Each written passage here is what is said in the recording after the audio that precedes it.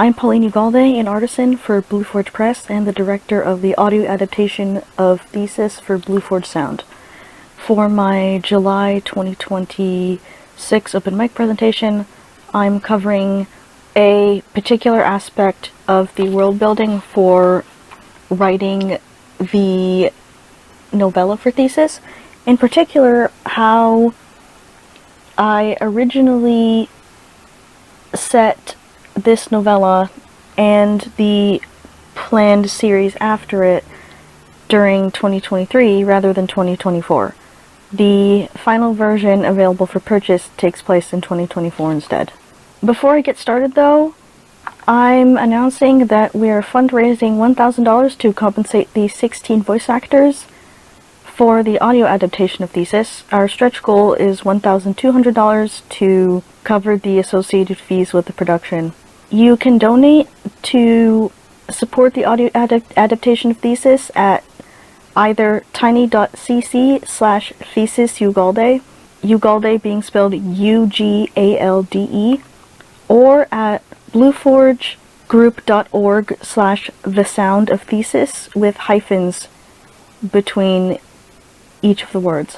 The most pressing concern with the novella for Thesis taking place in 2023, specifically during the summer and fall of 2023, were the SAG-AFTRA strikes, where writers, actors, voice actors, and other personnel for film and television all went on strike to protest several issues, including the use of generative AI in their work, and compensation that they argue they rightfully deserved that they weren't receiving after the works that they helped produce went to streaming services. I realized that the main cast of Thesis would want the events that happened to them to reach as wide an audience as possible and as favorable an audience as possible. However, because a large proportion of late-night TV personalities and their personnel went on strike during this time, most of this favorable audience and hosts in the broadcast TV space just weren't available to them.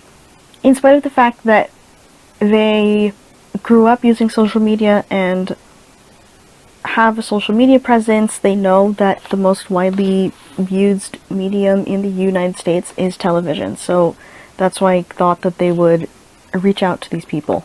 Instead, they needed to find alternatives to the group of late-night talk show hosts who call themselves the Strike Force 5, aka Stephen Colbert, Jimmy Fallon, Jimmy Kimmel, Seth Meyers, and John Oliver.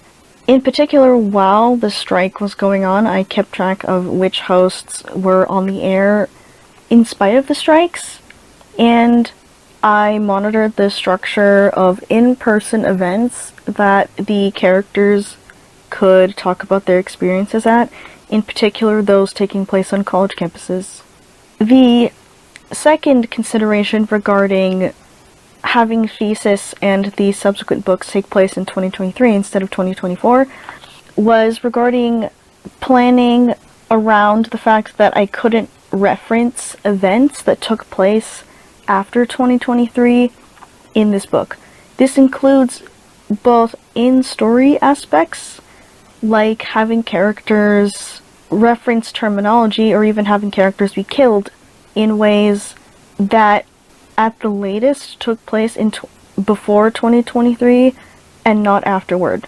Most notably, there's a character early on in Thesis who, in the final draft, where the novella takes place in 2024, is killed via a Julie saw, which is the method of death for a character in Saw X.